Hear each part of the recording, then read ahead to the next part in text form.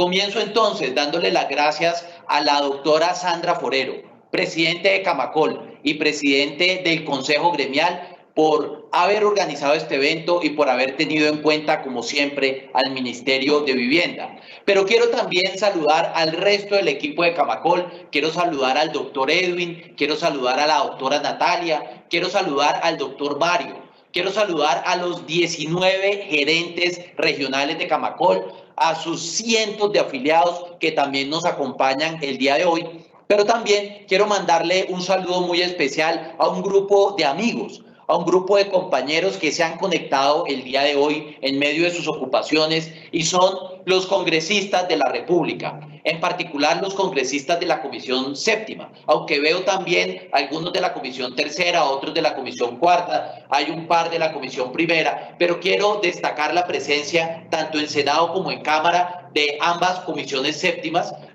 saludar al presidente de la Comisión Séptima del Senado, el doctor Fabián Castillo, saludar también a la presidenta de la Comisión Séptima de la Cámara, Norma Hurtado, al senador y expresidente de la República, Álvaro Uribe, y a todos los que nos acompañan en la tarde de hoy. Una primera gran coincidencia, doctora Sandra, entre ese planteamiento introductorio que usted hace y la presentación que venimos a hacerles el día de hoy es justamente el título, porque es que no quisimos titular esta presentación el gobierno del presidente Duque cumpliéndole al sector constructor, sino el gobierno del presidente Duque de la mano del sector edificador cumpliéndole a los colombianos, porque el fin último de todo lo que les vamos a contar el día de hoy es que más colombianos puedan acceder a un trabajo formal, que podamos dinamizar más de 30 subsectores de la economía a través de los multiplicadores de la actividad productiva en edificaciones y que podamos cumplirle el sueño a decenas de miles de colombianos de dejar de pagar arriendo y hacer parte de esa gran apuesta de un país de propietarios. Y quiero comenzar con un mensaje del presidente Iván Duque para toda esta cadena, para todos los constructores, para todos los amigos que se conectan el día de hoy. Anoche hablé con el presidente, le recordé que venía a este evento y me pidió que les refrendara, tal como lo vamos a ver en el curso de la presentación, el compromiso irrestricto de este gobierno de recuperar actividad productiva en la economía colombiana, pero también seguirle apostando a través de este trabajo conjunto a ese gran sueño de dar soluciones habitacionales para los colombianos como en ningún otro momento de la historia. Entonces, sin más preámbulos, quiero compartirles esta presentación que también a través de Camacol se las enviamos para su estudio y el análisis de ustedes y de sus equipos. Comencemos con un poco de contexto. El 2019 fue, sin temor a equivocarnos, el mejor año de la vivienda de interés social en la historia de Colombia. En este país se suelen vender entre 90 y 100.000 unidades BIS por año. Pues bien, el año pasado rebasamos las 120.000 unidades en solo 12 meses. Fue el récord histórico de ventas de vivienda de interés social. Ya lo decía la doctora Sandra, esto por supuesto que tuvo un impacto directo sobre la contratación. Teníamos una contratación mensual bruta, no neta, de unos 44.000 colaboradores, que nos permitió que ese sector que recibimos, con cerca de 700.000 trabajadores en agosto del 2018, ya se proyectara para pasar en el 2020 del 1.000.000 de empleados en la actividad directa de edificación sin tener en cuenta el resto de las fases productivas hacia atrás. ¿Qué quiere decir eso? Que el 2019 fue un buen año. Récord en la vivienda de interés social, récord en la contratación, pero también veíamos un conato, unas primeras señales de recuperación del segmento no BIS, sobre todo el segmento medio, donde ya teníamos por primera vez tanto ventas como iniciaciones en terreno positivo después de varios años de consolidar números negativos. Ese buen resultado del 2019 fue el buen resultado también del primer bimestre del 2020. Comenzamos con un enero que fue a todas luces espectacular. En los eneros en Colombia se suelen vender máximo 10.000 unidades de vivienda. Difícilmente se pasa las 10.000 unidades de vivienda de interés social en los eneros. En este enero del 2020 tuvimos 13.000 unidades, Fue el mejor enero de toda la historia de nuestro país. No solamente eso, también cuando vemos los lanzamientos y las iniciaciones, tuvimos cifra por encima de los 10.000, lo cual quiere decir que no solamente estábamos terminando de comercializar unidades que se producían en el pasado, sino que lanzábamos proyectos que implicarían un desarrollo productivo durante todo el año. El año empezó muy bien, el mejor enero de la historia.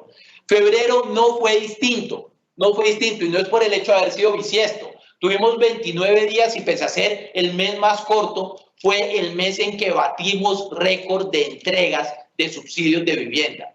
¿Por qué? Porque entregamos 5.500 subsidios en el mes más corto y batimos récord. 5.500 subsidios equivale a algo así como solo los subsidios, las ventas llegaron a 10.000, pero solo los subsidios de febrero equivalen a algo así, si los juntamos y hacemos una ciudad, un municipio, a un municipio del tamaño de Moniquirá, la tierra de mi padre. Entonces, récord en asignación de subsidios en febrero, récord en ventas de vivienda de interés social en enero, pero tal como lo decía la doctora Sandra, esta contingencia, esta eventualidad, esta crisis por cuenta de la pandemia le pasó factura muy rápido al sector a partir del tercer mes del año. Y los resultados de marzo y de abril y seguramente los de mayo irán en la misma dirección, son, por decirlo menos, inquietantes. En marzo vimos cómo las iniciaciones se cayeron en cerca de un 30%. Pero en abril se sintió de manera mucho más vertical el efecto, tanto en ventas como en lanzamientos, con reducciones que oscilan alrededor del 60%. Es decir, íbamos bien, yo creo que esta gráfica lo muestra bien, íbamos bien, íbamos muy bien, el año pasado íbamos muy bien, y a partir de marzo ese resultado se desmoronó. ¿Qué queremos presentarles el día de hoy? ¿Cuáles son las 10 medidas que hemos tomado en el gobierno del presidente Iván Duque para que esta realidad que vemos aquí, de los cuadritos desmoronados, vuelva a ser lo que teníamos el año pasado, que es un sector que crece de manera ordenada en todos los segmentos? Sin más preámbulos, medida número 1, alivio a los deudores de crédito hipotecario. La cartera hipotecaria de Colombia es algo así como el 15% del total de la cartera del país. Oscila entre los 7 y los 8 puntos del Producto Interno Bruto. Son 78 billones de pesos. Esos 78 billones de pesos están distribuidos en 1.3 millones de operaciones. Hay 1.3 millones de clientes por 78 billones de pesos que representan el 15% de la cartera total del sistema financiero. Problemática que teníamos que enfrentar, como la reducción de estos ingresos, la reducción de los ingresos de buena parte de las familias no se traducía al final del día en una amenaza sobre la tenencia del activo más importante de las familias colombianas, que es su vivienda. ¿Y cómo hemos respondido a esta amenaza? Circular 007 de la Superintendencia Financiera. Somos la cartera por modalidad que más beneficios ha tenido por parte del sector financiero. Yo lo digo sin temor alguno. El sector bancario y el sector financiero ha estado a la altura cuando se trata del crédito hipotecario. ¿Por qué? Porque el 49% de las operaciones han logrado refinanciarlas y darles un alivio. Y este 49% de operaciones significa un 58% del total de la cartera. Dicho de otra forma, casi 6 de cada 10 pesos invertidos en vivienda en Colombia están a salvo por los alivios que dio el sistema financiero gracias a la circular 007 de la Superintendencia Financiera de Colombia, que el presidente anunció en los primeros días, fue de las primeras medidas que anunciamos. Los resultados se comparan de manera favorable incluso con la cartera de consumo, donde tenemos alivios por cerca del 50% del monto total. Aquí estamos en el 59%. Somos el sector de la economía que ha recibido mayor cantidad de alivios y que ha logrado proteger de manera más efectiva los activos de los colombianos. Primera medida, circular 007, y el resultado es francamente muy bueno. Estamos cumpliendo. Primera medida, ahí ya tenemos una primera casilla restablecida.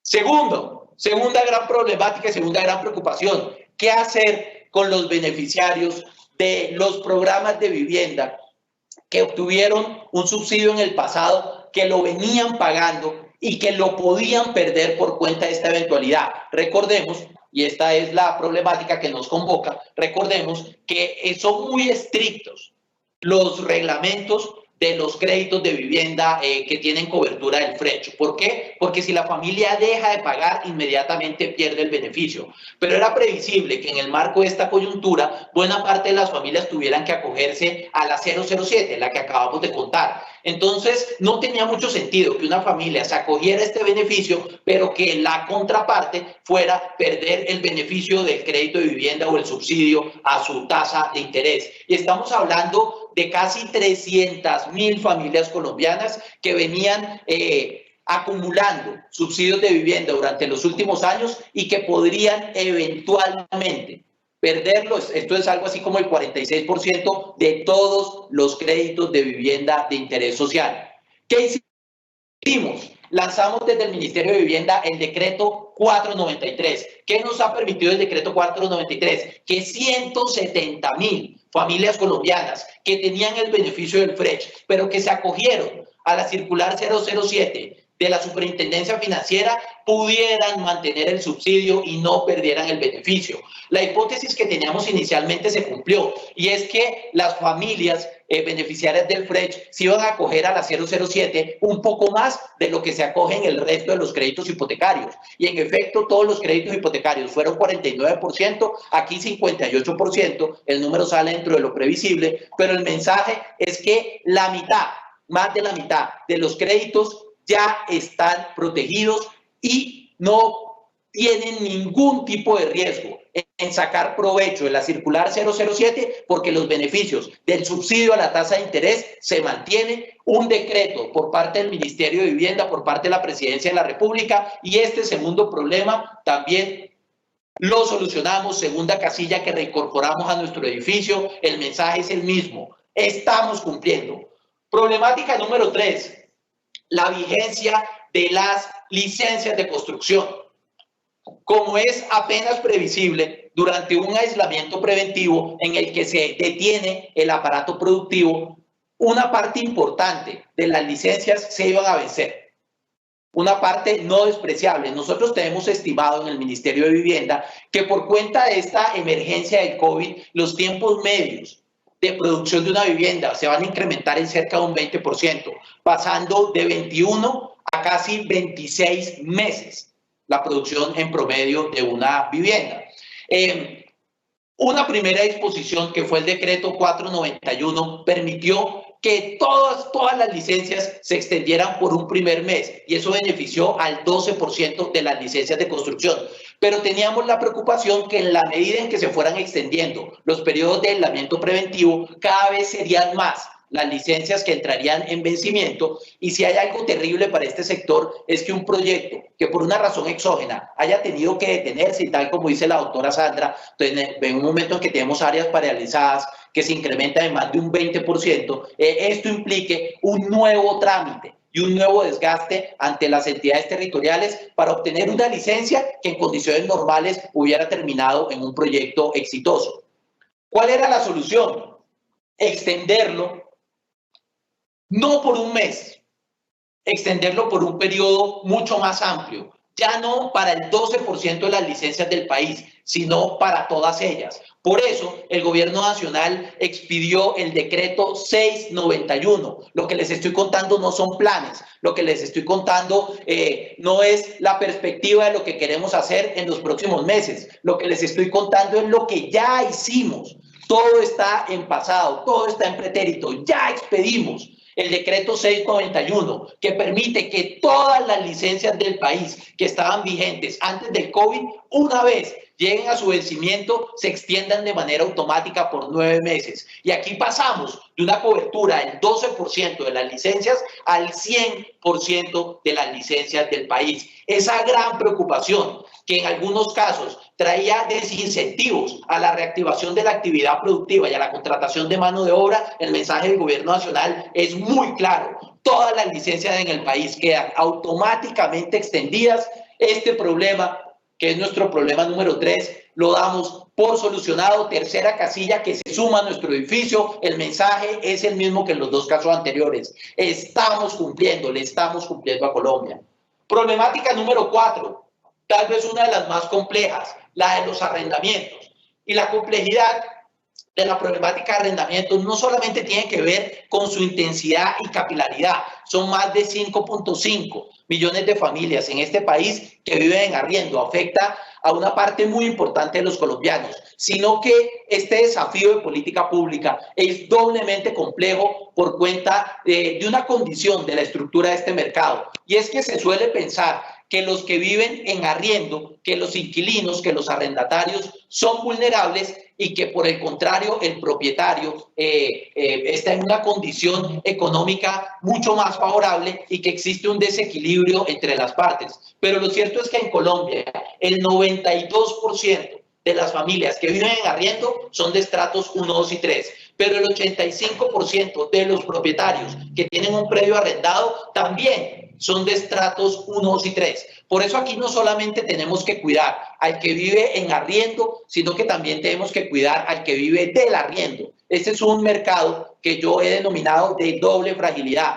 donde flaco favor haríamos con una disposición de política trivial, donde, por ejemplo, tomáramos la vanidosa y pretenciosa determinación de reducir el costo de los arriendos para beneficiar a un porcentaje de la población vulnerable, pero a costa de otros. Ese no es el camino que Colombia ha querido explorar. Colombia ha querido apuntarle al camino de los acuerdos, fijar unas reglas de juego claras que maximicen los acuerdos entre las partes.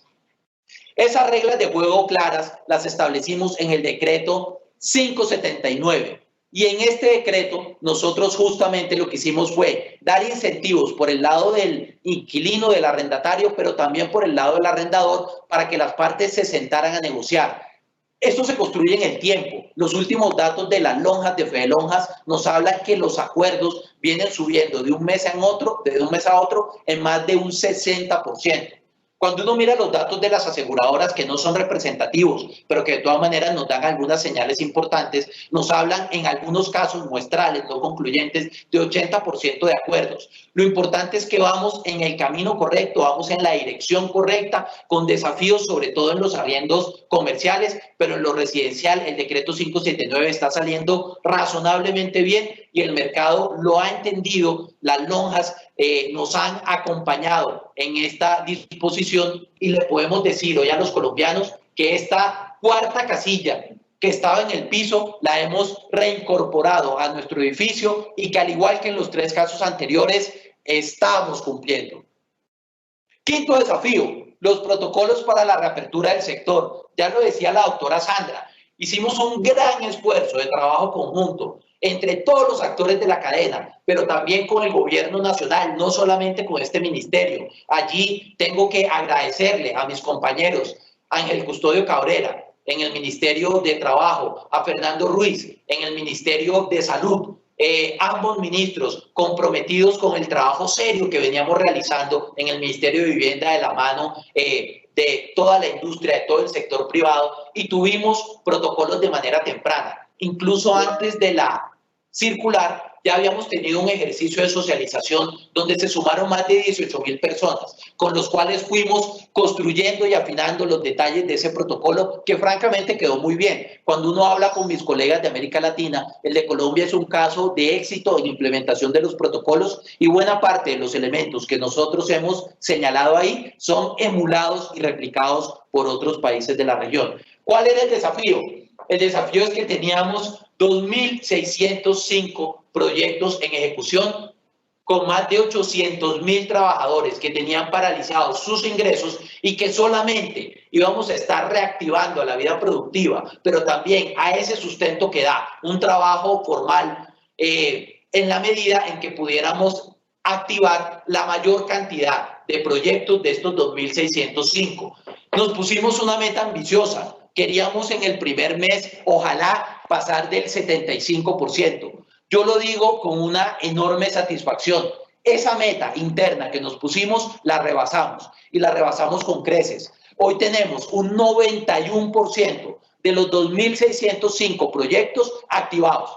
están funcionando, que no están a toda máquina, que unos van más rápido que otros, que en algunos casos tenemos algunas alertas por los insumos, la disposición de insumos, con todos los elementos idiosincráticos de cada región, los desafíos que hemos ido teniendo que superar en el caso a caso. Lo cierto es que el trabajo conjunto nos ha permitido tener los niveles de apertura más importantes que tenga el sector productivo de Colombia, 91%.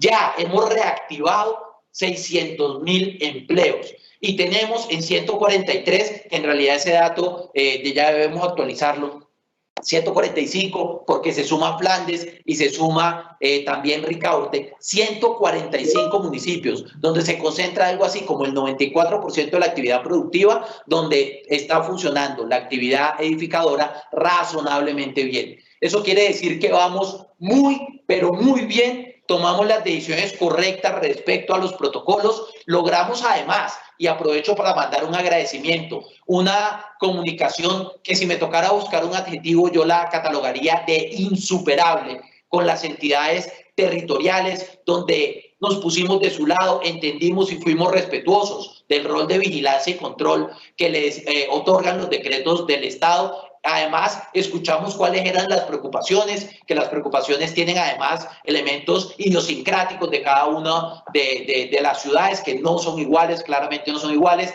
pero entendiéndolos y dialogándolos, no solamente con los alcaldes, sino también con los secretarios, a quienes saludo con mucho cariño, que también se suman a esta transmisión. Hemos logrado construir una relación de confianza que hoy desemboca en los mejores indicadores de recuperación sectorial en el marco de esta apertura gradual. Y por eso, en el quinto desafío, también podemos subir esa casillita a nuestro edificio y decirle a los colombianos, con enorme satisfacción, conscientes que, como decía la doctora Sandra, los resultados son disímiles por regiones, que todavía tenemos unos procesos por consolidar, que por supuesto no estábamos listos y no iba a salir perfecto, porque esta es una emergencia y una coyuntura para la cual nadie estaba preparado, pero en medio de todo vamos razonablemente bien y podemos decir con los mejores indicadores que tenemos en la economía colombiana de reactivación de un sector no esencial que estamos cumpliendo. Problemática número 6, las certificaciones de los trabajadores en altura. Entonces, de 6 actividades en las que podemos dividir la construcción en edificaciones, por lo menos 4 de ellas necesitan trabajos en altura. Las estimaciones no son muy precisas, pero cerca de 1 de cada 4 colaboradores necesita una certificación de trabajo en altura para poder operar. Hay unas empresas en Colombia que hacen un trabajo maravilloso, son las empresas de entrenamiento, hacen un trabajo estupendo, un trabajo que es absolutamente necesario para el funcionamiento de este sector. Buena parte de los entrenamientos y de la capacitación, sobre todo la que requiere presencialidad, está restringida en el marco del aislamiento preventivo.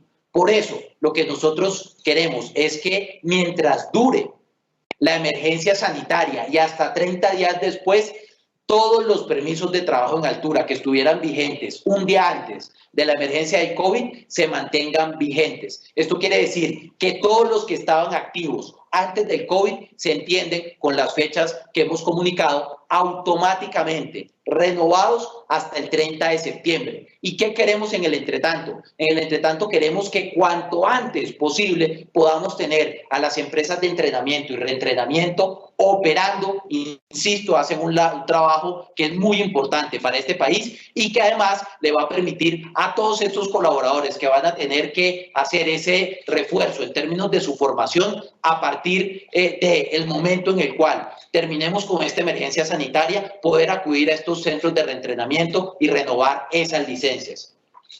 Esto lo logramos a través de la circular 035 que lanzamos con mi trabajo, como les digo, es un mes hasta después de la emergencia sanitaria, lo cual quiere decir que esos permisos están activos hasta el 30 de septiembre y esa que era una gran preocupación de los constructores, para 4 de 6 fases del proceso productivo y para el 25% de sus colaboradores, les podemos decir con esta casillita también que al igual que en los otros 5 casos, estamos cumpliendo. Tenemos las disposiciones normativas al aire que permiten que este problema esté solucionado.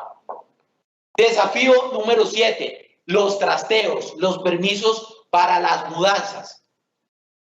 En Colombia, cerca de 11.000 unidades se entregan en promedio todos los meses que demandan un trasteo o una mudanza. Estamos terminando un número importante de viviendas y cerca de 11.000 es a lo que equivale la demanda mensual promedio de trasteos basándonos en los datos del año pasado. Pero como les dije, este año empezamos incluso mejor. Entonces, en enero y en febrero tuvimos datos por encima incluso de los 12.000, en enero tuvimos más de 13.000 y una gran presión porque todos los colombianos que le creyeron a la política de vivienda del gobierno del presidente Iván Duque y que fueron recibiendo sus casas necesitaban en la inmensa mayoría de casos dejar de pagar arriendo para poder empezar a pagar su hipoteca y tal vez el peor de los mundos es que se termine el proyecto, que tengan que pagar la hipoteca y al mismo tiempo el arriendo, porque buena parte de la estrategia del gobierno es que el pago de la hipoteca se haga sustituyendo el pago del arriendo, que se pueda dejar de pagar arriendo para con esa misma plata pasar a ser un propietario.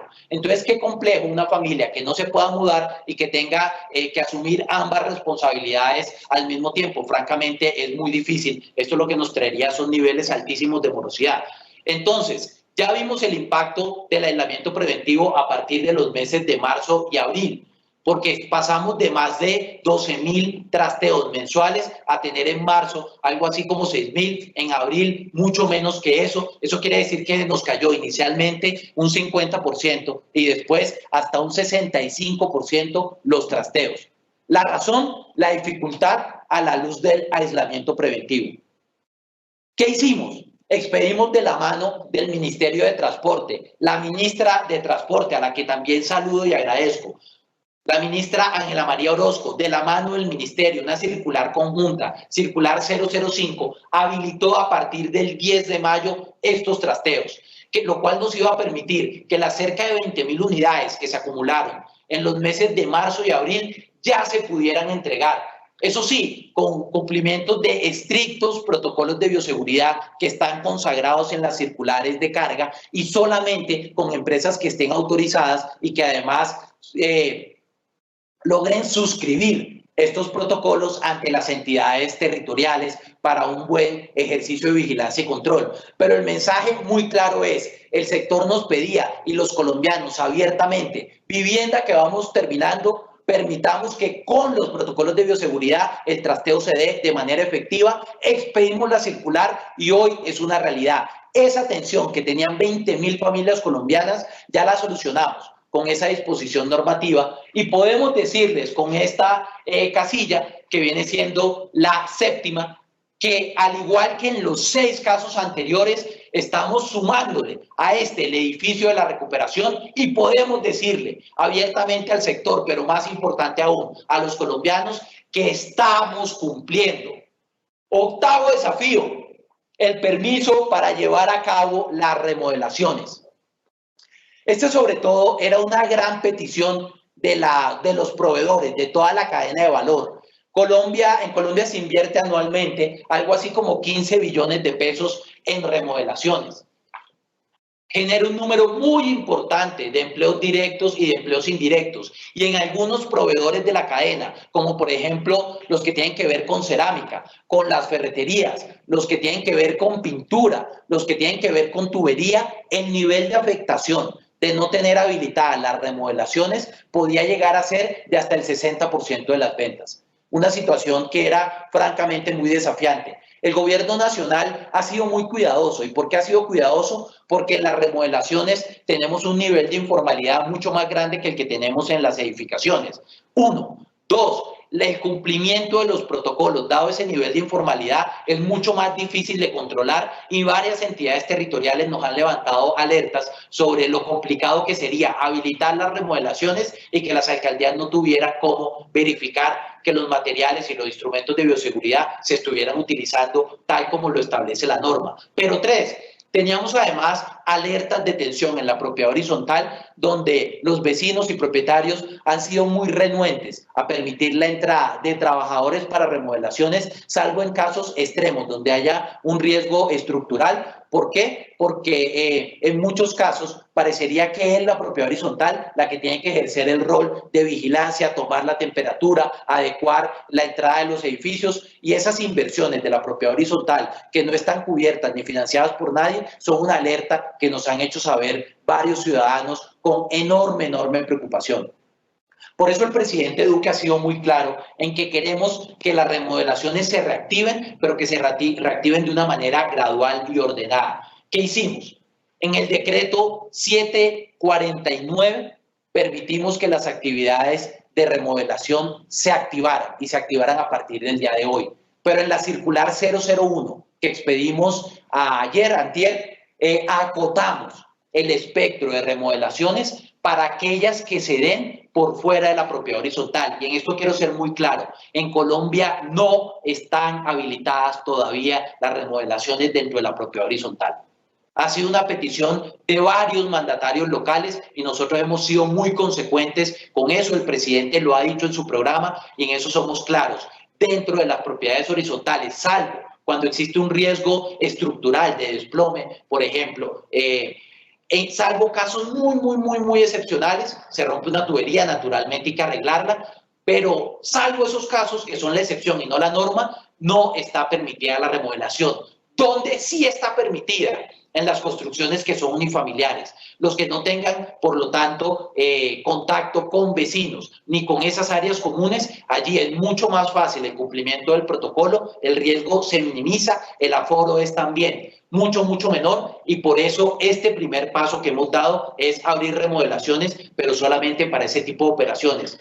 Yo sé que solamente son el 26% de las operaciones y que no implica una reactivación total de todos los proveedores de insumo, pero creo que es un paso responsable dentro del espíritu de gradualidad que el presidente Duque ha establecido como el telón de fondo y como una gran premisa de nuestro accionar, y nos permite movernos de manera ordenada y de manera cautelosa en el sentido correcto. Entonces, con la circular 001 y con el decreto 749, podemos decirles con el octavo desafío, que al igual que en los 7 anteriores, la casilla se restablece en nuestro edificio de recuperación, y le podemos dar un parte a los colombianos y le podemos dar un parte al sector edificador que estamos cumpliendo. Preocupación número 9, la reapertura de las salas de venta. Ya lo decía la doctora Sandra en su intervención inicial, aunque este sector ha hecho un esfuerzo extraordinario por tratar de propiciar y profundizar canales alternativos como el digital, que cada vez es más importante, sobre todo en la fase de preventa. Lo cierto es que todavía más de un tercio de los contactos siguen dándose a través de las salas de ventas, sigue siendo el principal canal. Y de nada serviría todos los mensajes que hemos lanzado de recuperación y reapertura del sector si al final del día esto no se traduce en mayores ventas de vivienda. Por eso, en el mismo decreto, el 749 que mencionábamos en el punto anterior, permitimos que se abrieran a partir del día de hoy, y eso sí, en coordinación con las entidades territoriales, las salas de ventas en el país de vivienda.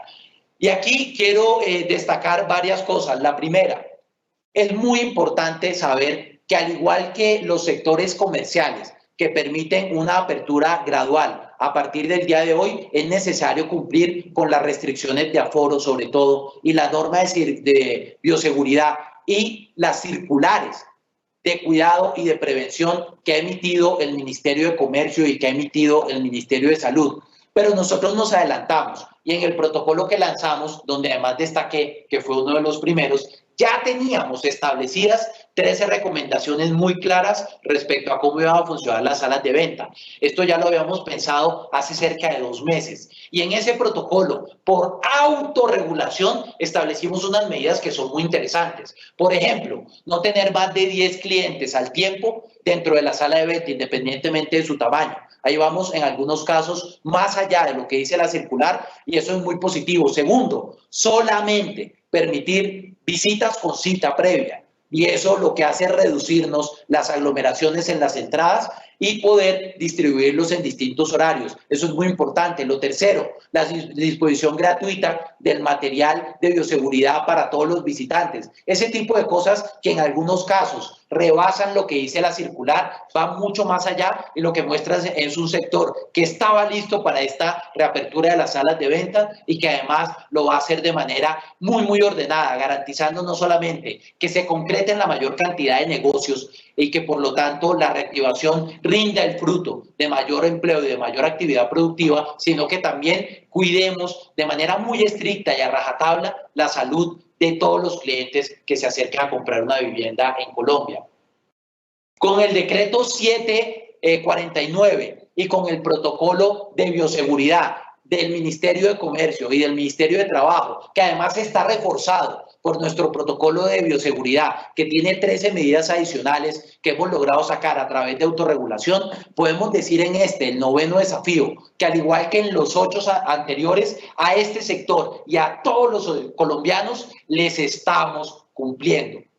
Y el desafío 10º, que tal vez la doctora Sandra lo destacaba como el más importante y el más fuerte, es qué hacer con los subsidios de vivienda. Porque en medio de esta coyuntura, la disposición a comprar bienes durables y semidurables de Fedesarrollo está más baja que en cualquier otro momento de la historia. Los colombianos tienen miedo sobre la estabilidad de su ingreso. Muchos pensarán que no es el momento para comprar una vivienda, y lo único que puede cambiar esa tendencia de pesimismo es la garantía de que el gobierno nacional acompañará a las familias colombianas, y al momento de acercarse a las salas de venta encontrarán un brazo amigo, el brazo amigo del Estado, que les complementará su capacidad de pago, maximizando las posibilidades que obtengan un crédito y puedan sustituir el pago de su arriendo por la compra de una vivienda nueva con una erogación mensual que es incluso inferior. 3 desafíos. Desafío número 1, subsidios BIS insuficientes. Ya lo decía la doctora Sandra, todos los años teníamos más subsidios que demanda. Por eso los noviembres y diciembres era un trabajo presupuestal fuerte con Hacienda y con el Banco de la República, trasladando los subsidios de un año a otro. Eso fue cierto hasta el 2019. 2019, como tuvimos el récord de ventas, fue el primer año en la historia de Colombia que los subsidios se acabaron. Son el tipo de problemas que uno quiere tener. Entonces, esta insuficiencia de subsidios, con el ritmo de asignación de enero y de febrero, en agosto ya se hubieran acabado. Y si bien es cierto que ahora se reduce un poco el ritmo de asignación porque la demanda se ve un poco golpeada, lo cierto es que tenemos que mandarle un mensaje muy claro, un mensaje meridiano a los colombianos, que todos aquellos que se acercan a comprar vivienda van a encontrar un subsidio por parte del gobierno. Primera preocupación, la suficiencia de subsidios. La segunda, la progresividad. El sistema de subsidios por puntos de tasa de interés ha probado ser bueno, ha probado ser muy efectivo, ha probado ser además para las entidades financieras, yo creo que uno de los mejores planteamientos posibles, pero tiene un problema, que mientras más cara sea la vivienda y por lo tanto mayor el perfil de ingreso del beneficiario, el subsidio es más grande.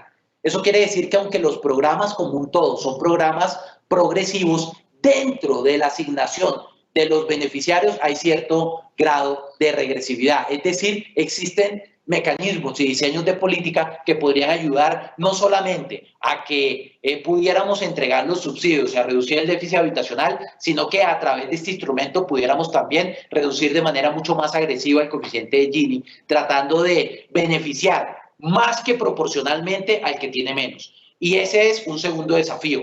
¿Cómo dejamos de lado ese planteamiento de subsidios que por definición y construcción es regresivo cuando se hace por tasas y lo planteamos de una manera mucho más progresiva? Y lo tercer gran desafío en términos de subsidios es cómo le damos la vuelta a esa desaceleración del segmento no BIS, donde teníamos unos primeros indicadores, ese rebrote de optimismo con lo que pasó en el tercer trimestre del año pasado, pero que claramente a la luz de esta nueva realidad los desafíos vuelven a ser incluso más intensos de los que teníamos 6 meses atrás.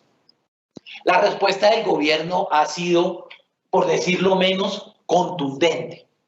El presidente Duque le anunció a los colombianos el paquete de subsidios de vivienda más ambiciosos de la historia de nuestro país. La ambición se da por dos parámetros. Primero, cuántos son, mientras más ambicioso naturalmente, pero lo segundo, el periodo de tiempo. Mientras estén dados en un periodo de tiempo más reducido, el programa es más ambicioso. Colombia aprendió mucho de los programas contracíclicos anteriores. Tanto el PIPE 1 como el PIPE 2 tenían como un elemento central la recuperación a través del sector edificador. Esos programas están medidos, esos programas fueron efectivos, esos programas funcionaron muy bien y alcanzaron a dar en un periodo de hasta 6 años, de 5 a 6 años, que estuvieron disponibles los dos paquetes de recuperación, 89.000 subsidios. Nosotros queremos entregar 200.000 subsidios de aquí al 2022. Es, sin lugar a dudas, el programa más ambicioso que hayamos lanzado en esta materia. Pero también queremos que sea más progresivo. Por eso hemos abandonado deliberadamente el pago por puntos de tasa de interés y lo cambiamos por un pago fijo. Un pago fijo del orden de 440.000 pesos mensuales para una vivienda no BIS puede significar la mitad del crédito hipotecario cuando hablamos de viviendas de 130, 140 millones de pesos y representaría el 25 o 20% de las viviendas de 500 salarios mínimos. Eso quiere decir que aunque el pago es el mismo para todos los colombianos, estamos proporcionalmente dándole más a los que ganan menos y eso nos va a permitir que la distribución de subsidios se nos quede sobre todo en las familias que reciben menos ingresos. Pero aquí abiertamente queremos mandar un mensaje para la clase media. Queremos decirles que nunca antes había sido tan fácil comprar vivienda como ahora, porque 100.000 de los 200.000 cupos van a estar destinados a la vivienda no BIS. Entonces, de aquí al 2022, 100.000 cupos para la compra de vivienda BIS y 100.000 cupos para la compra de vivienda no BIS, con un esfuerzo fiscal de la nación que rebasa el punto del PIB. Tener ambos al tiempo sugiere más de 10 billones de pesos de inversión y es una apuesta muy clara del presidente Iván Duque sobre la importancia de la recuperación de nuestra economía y cómo un sector como el nuestro, que puede sacar provecho del hecho de que cada puesto de trabajo que genera induce 2 contrataciones en la cadena de producción, pero también que cada peso que se invierte aquí se multiplica por lo menos por 6 y se irriga sobre el resto del aparato productivo con esos multiplicadores espectaculares que tiene el sector edificador, no solo en Colombia, sino en el mundo, que lo hace el candidato natural para los programas contracíclicos y por eso es la piedra angular de la recuperación aquí y en cualquier país del mundo. Y en línea con esa experiencia, con lo que hemos aprendido de las experiencias anteriores que han salido bien, con lo que hemos podido perfeccionar con esta profundización de los subsidios BIS, le podemos proponer con toda tranquilidad a los colombianos este programa ambicioso y decirles que en esta, la décima de las preocupaciones, que es la de la suficiencia de subsidios, también la casilla se reincorpora a nuestro esqueleto de recuperación y podemos decirles que estamos cumpliéndole a los colombianos. Todos estos esfuerzos, 10 medidas, el ejercicio normativo coordinado entre este ministerio y el resto de colegas del Estado, el trabajo conjunto con el sector privado, la buena comunicación y la dirección por parte del presidente de la República que nos ha dado instrucciones para que cada uno de estos 10 pasos logremos materializarlos y no sean promesas, sino que hoy los podamos contar como una realidad. Estas 10 medidas nos traen 12 billones de pesos de inversión que se multiplican por 6, nos traen 600.000 empleos protegidos en toda la economía, nos traen 341.000 empleos incrementales a través del programa de recuperación, nos traen 8 puntos de crecimiento en el sector edificador. De aquí al 2022 nos permiten multiplicar por 6 esta inversión e irrigarla en buena parte del aparato productivo, en particular el industrial y el comercial, y decirles a los colombianos que estamos cumpliendo. Muchísimas gracias. La vivienda y el agua son de todos. Ministerio de Vivienda, Ciudad y Territorio.